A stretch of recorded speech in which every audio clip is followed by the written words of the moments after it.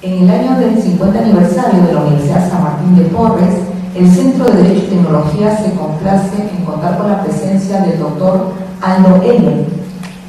El doctor Elliot es docente de especialidad con máster en Informática y Derecho por la Universidad Complutense de Madrid y presidente de la Asociación F-Datarios. Doctor Elliot, muy buenas tardes. Muy buenas tardes a todos. Muchas gracias por la invitación para poder resolver todas las consultas que tienen que ver con la actividad relacionada pues al derecho informático y en especial a lo que va a ser la figura del F-Datario juramentado como especialización en informática. Así que espero pues poder resolver todas las consultas que tengan que hacer. Agradecemos de antemano su presencia para resolver preguntas respecto al tema F-Datario informático que a continuación los alumnos del centro formularán. Gracias, doctora Panduro. A continuación, continuaremos con el desarrollo del tema. Buenas tardes, doctor. ¿Cómo está? La pregunta a continuación es: ¿qué es para usted un F-Datario informático y cuál es la diferencia con el notario público? Bueno, en ambos casos, tanto el notario como el F-Datario juramentado como especialización en informática son funcionarios que otorgan fe pública. La diferencia entre ambos, actores es que en el campo de acción, el F-Datario informático actúa dentro de lo que es la acción de fe pública en documentos o en procesos derivados del uso de las TICs, de tecnología de información y comunicación. Los notarios, como saben, pues, son dadores de fe pública respecto a actos o contratos que se dan como consecuencia pues, de cualquier actividad tradicional donde existe pues, una manifestación de voluntad específica, ¿no? De esa perspectiva, doctor, en este caso, ¿cuál sería la misión y el fin del F-Datario informático? Justamente el poder otorgar una validez jurídica y legal a los procesos que se derivan del uso de nuevas tecnologías. Justamente uno de los problemas como el uso de las herramientas que trae pues, la informática, que trae pues, el uso de las TICs, es saber si es que estas tienen realmente algún valor legal o probatorio en caso que existan conflictos. El F-Datario juramentado como especialización en informática es el que va a dar justamente esa validez legal y una autenticidad justamente a los documentos informatizados o data que se genera a partir de sus procesos. Doctor, entonces en la realización de las funciones del F-Datario informático, ¿cuál es la misión y cuál es el fin de este personal? Bueno, la misión justamente del F-Datario juramentado como especialización en informática es otorgar fe pública, ¿no? y validez jurídica a todos los procesos que estén derivados al uso de nuevas tecnologías. En este caso, si bien la fe pública tradicional no contaba con principios propios, el uso de estos nómetros ha originado que diversos autores propongan dos tipos de principios: el principio de equivalencia funcional y el principio de neutralidad tecnológica. ¿En qué consisten esos principios? El principio de equivalencia funcional está relacionado justamente a que para que se puedan ser válidas el uso de nuevas tecnologías, ¿no? dentro de lo que es la generación de actos jurídicos dentro de nuestra sociedad, es imprescindible que las normas del derecho interno puedan justamente otorgarle esa validez. Me explico. Por ejemplo, en el Código Civil se menciona que la firma manuscrita, ¿cierto?, es la que va de alguna manera a dar validez a un documento que se suscribe por determinada persona. Sin embargo, para que en el uso de nuevas tecnologías, por ejemplo, una firma digital, para que esta sea válida, la norma del derecho interno tiene que indicar que también va a ser válido para la suscripción de actos jurídicos de utilización de firmas digitales. Entonces, la equivalencia funcional no es otra cosa que el poder dar esa validez legal a los mecanismos tradicionales y a los mecanismos que se derivan de las nuevas tecnologías. Vale decir que tanto el uso de nuevas tecnologías como herramientas tradicionales como la firma manuscrita tengan la misma validez legal. De ahí su nombre, la equivalencia funcional. La utilización de cualquiera de ambos medios son válidos legalmente.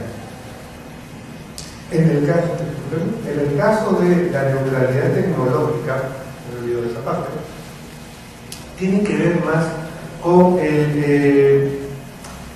el poder ser permisible el uso de nuevas tecnologías. Me explico.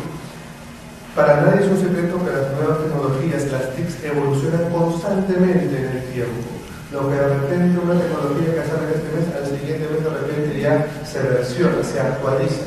Entonces, cuando se legisla el tema del uso de nuevas tecnologías, estas no pueden obligar a que puedan condicionar su validez legal al uso de una tecnología determinada, sino que en función a la evolución de estas herramientas en el tiempo, el derecho interno tiene que establecer una flexibilidad a que cualquier uso de cualquier tecnología pueda ser válido para poder obviamente evitar sus consecuencias.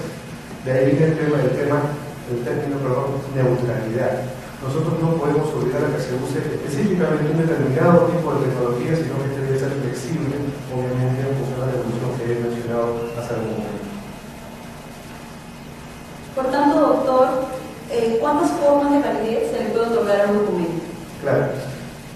De acuerdo, estamos conversando, pues tenemos documentos tradicionales, documentos físicos, llámese en papel, ¿no?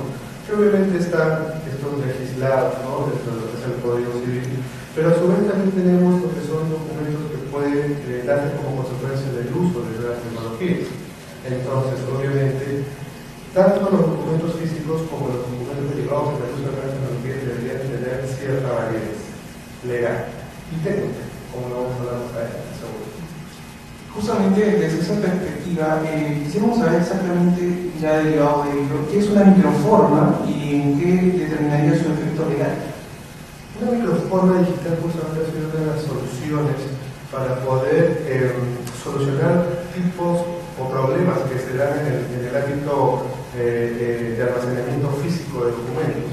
Para nadie es un secreto que determinadas entidades como el Poder Judicial tienen pues hasta ahora, me parece increíble, que se sigan cosiendo expedientes, ¿no? Teniendo obviamente libros de documentos de este vuelo, y que esto hace poco dinámico o ágil el poder verificar información que se necesite en un momento oportuno. La microforma digital nació como una solución para que toda esta información en papel pueda, a través de un proceso, convertirse en un documento digital. Pero este documento digital, a través de determinados requisitos técnicos y legales, van a tener la misma validez que el documento en papel. Vale decir, una vez que este documento físico se convierte en microforma, esta microforma digital, este documento digital, va a tener esta misma validez jurídica, y yo podría, por ejemplo, destruir el documento en papel. Obviamente, los soportes de almacenamiento que tienen las microformas digitales, pues, ocupan menos espacio y pueden almacenarse de manera más segura la información que contenga. Doctor, en el proceso de digitalización, ¿cómo es este? ¿Es el mismo que se realiza por papel o por telemática?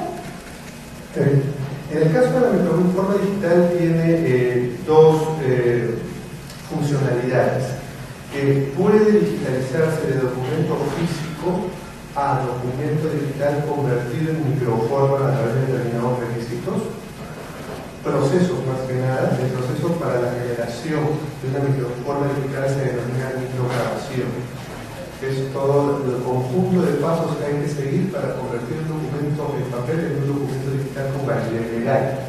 ¿Quién va a dar esta validez legal a esta microforma?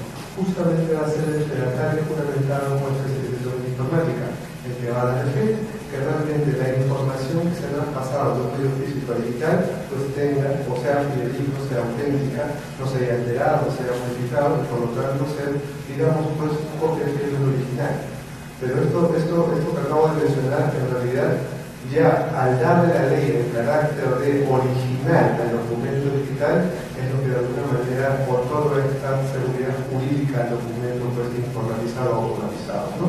Entonces tenemos, como relación a su pregunta, que primero la microforma puede generarse a través de un documento tradicional, pero también las normas vigentes permiten que un documento digital, generalmente las entidades que han hecho años atrás, es escanear documentos, pero los documentos escaneados de por sí no tienen un valor probatorio legal. Cuando estos documentos digitalizados de alguna manera se convierten a microforma, estos ya pueden contar con este carácter de otra seguridad política y legal y como medio probatorio podrá utilizarse en cualquier actividad posterior. Sí, tomando ese punto que usted nos menciona, ¿cuáles serían los requisitos esenciales, en este caso, de toda microforma? Bueno, obviamente para poder generar una línea de producción de microformas existen normas técnicas que hay que cumplir. Me explico. Si es que alguien quisiera un poco constituir una empresa para poder generar microformas digitales, la línea de producción de estas tecnologías tiene determinados requisitos técnicos que, repito, están establecidos en normas técnicas peruanas que son supervisadas y cuya certificación debe ser otorgada por el INDECOPI. Una vez que se otorga esta autorización administrativa por el INDECOPI, recién una línea de producción puede otorgar microformas digitales. Y como he dicho, pues las microformas digitales pueden trabajarse a nivel de físico digital o digital a digital. Correcto. Y tomando el punto que usted menciona acerca de efectivamente esta lentitud de globalizar, en este caso ya el Poder Judicial, como usted menciona, por ejemplo, ¿de qué manera en este caso las TICs ayudarían determinantemente al sector público y cuáles serían sus alcances básicamente en el sector privado? El uso de nuevas tecnologías se está dando con mucho más fuerza y carácter legislativo, ¿no? En los últimos tiempos. De alguna manera se han emitido a lo largo de los últimos años muchas normas que obligan a las entidades del sector público en la utilización de las tecnologías, básicamente para cumplir objetivos como los de simplificación, ¿no? Hoy todo el mundo se queja, ¿no? Que muchas veces las entidades del sector público no realizan sus labores de manera oportuna. Entonces, obviamente, como que no colman las expectativas del administrado, del ciudadano, porque piensan de que siempre cuando se hace un trámite del sector público este va a demorar mucho tiempo. Entonces, el uso de nuevas tecnologías, como el tema del uso de microformas digitales, el uso de la firma digital, la notificación electrónica, son herramientas que, repito, se han venido legislando para que el sector público tenga la obligación de usarlas. Incluso, obviamente, como sabrán, existen entidades como la ONGI, ¿no? que depende del Ministerio de la Presidencia del Consejo de Ministros, en la cual ellos dictan lineamientos para poder implementar lo que se llama pues, el gobierno electrónico. El e-government es una tendencia mundial en la cual obviamente se trata de que todos los estados puedan promover a través de sus entidades o las entidades que lo representan el uso pues, de TICs de nuevas tecnologías. Doctor, con todos estos conocimientos y todos estos avances, ¿podemos hablar en la actualidad de una seguridad jurídica informática? Cuando alguien utiliza una herramienta informática, y lo comenté hace algún momento, siempre tiene el miedo de que si este elemento informático tiene una validez jurídica. Pero la verdad que cuando se analizan estos casos, nosotros tenemos que ver acá dos aspectos. Uno es la validez técnica y otro es la validez jurídica. La validez técnica, de alguna manera, o la seguridad técnica, para llamarlo apropiadamente, se va o va a ser otorgado por la propia tecnología. Las tecnologías a lo largo del tiempo se han un poco preocupado, los creadores de las tecnologías se han preocupado porque cada nueva versión que sacan al mercado tenga mayores elementos de seguridad técnica para que obviamente no haya riesgo de que un tercero sin autorización pueda acceder a la información que se maneja en esas tecnologías. Desde ese punto de vista, esta seguridad técnica la da la propia tecnología y obviamente las diversas empresas que están posibles en todo el mundo pues tratan de preocuparse de dar una seguridad técnica justamente al producto, ¿no? Por otro lado, la seguridad jurídica a nivel mundial se ha venido manejando de diversas formas, se tienen diversos criterios. El caso del redactario juramentado, ¿no? Se llama así en el Perú, en otros países existe la figura del cibernotario, ¿no?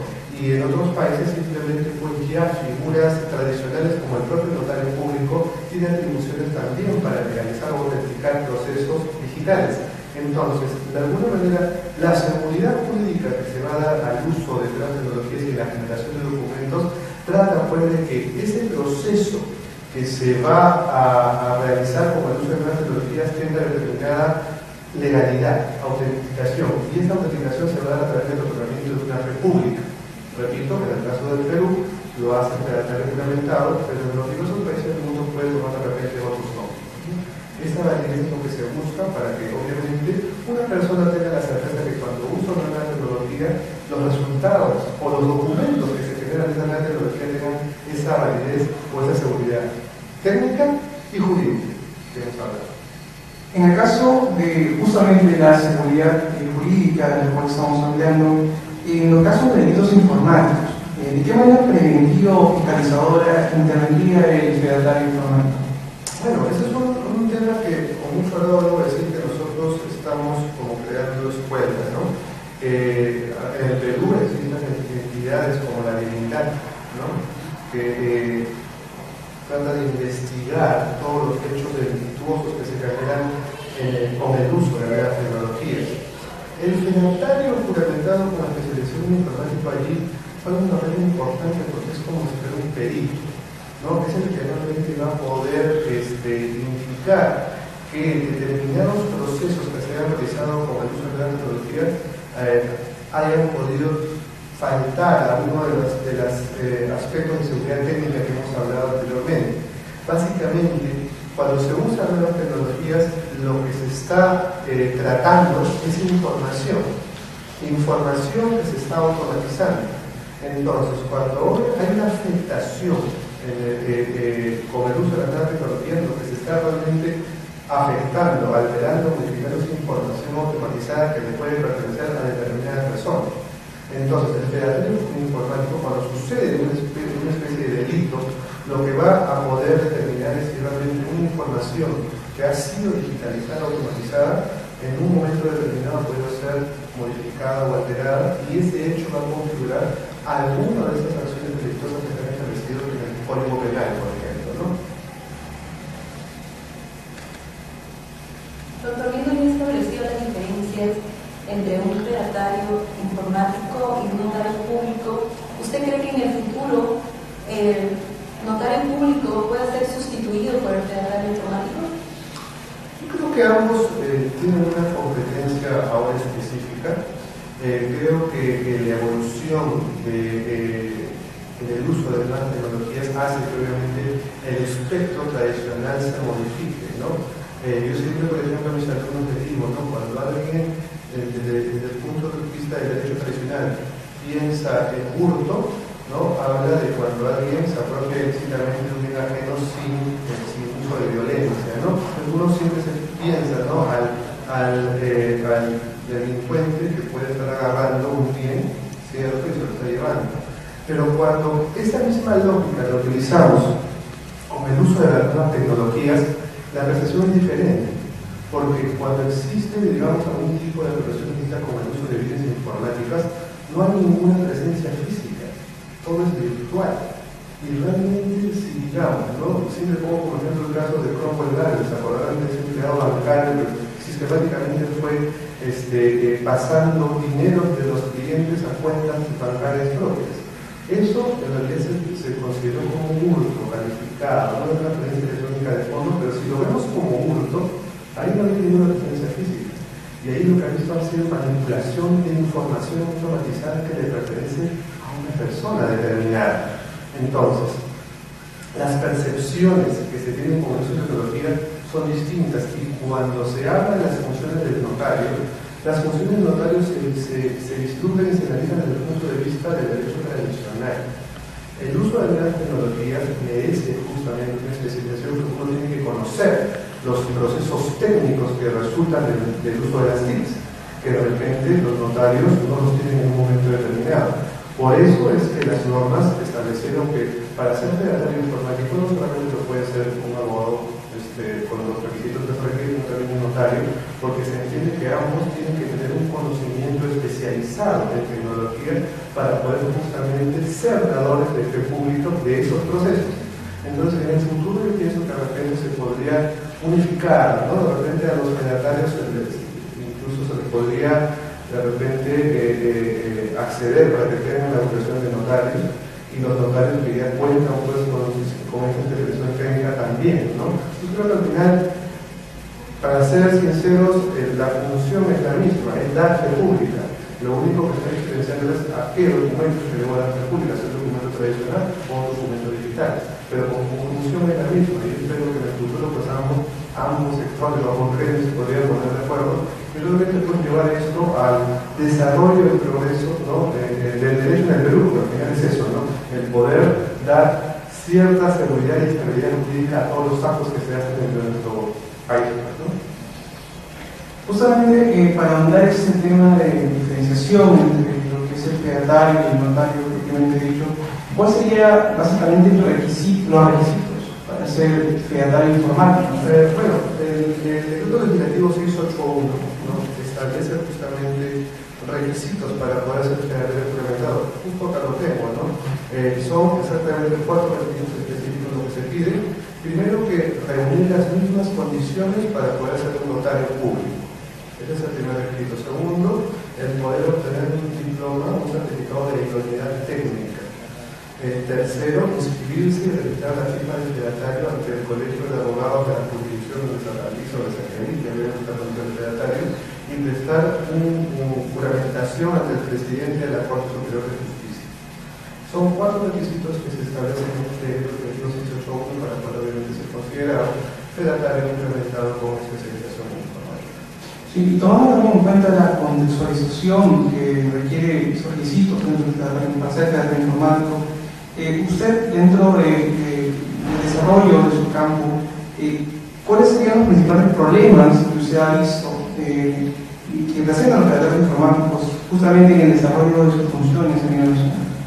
Era un poco el desconocimiento de la función del fedatario. Yo creo que hay una realidad que no se puede negar, y es que tanto las entidades privadas o públicas tienen mucho temor al uso de nuevas tecnologías.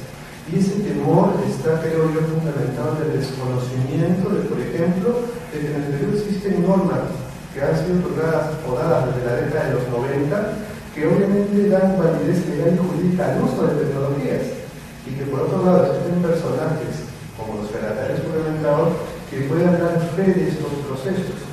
Yo creo que al final el hecho de poder difundir y promocionar la labor de un fedatario, como por ejemplo ahora como estamos haciendo, va a ayudar mucho a que las entidades privadas y públicas puedan tener confianza en que el uso de las nuevas tecnologías es bueno, que otorga seguridad técnica y que puede tener una seguridad jurídica en el Perú. Muchas gracias, doctora. Antes de terminar, quisiéramos saber algunas apreciaciones que usted pueda tener, algunas consideraciones finales. No, pues agradezco al comité, ¿no? Al Centro de Investigación de Derecho y de Nuevas Tecnologías, que está presidido por el doctor Jorge Canales. Creo yo que este tipo de entrevistas y de charlas de difusión ayudan mucho justamente al desarrollo de esta nueva rama del derecho, como es el derecho informático, ¿no? Así que creo que a los estudiantes que están en esta casa de estudios que están interesados en esta nueva especialidad, pues creo yo que es un mundo fascinante en el cual el mundo tiene tendencias a que obviamente se tecnifique. Y mientras que el mundo se tecnifique, se van a necesitar especialistas en el tema para poder resolver las controversias, ¿no?, que son propias dentro de nuestra sociedad. Muchas gracias, por favor. Muchas gracias.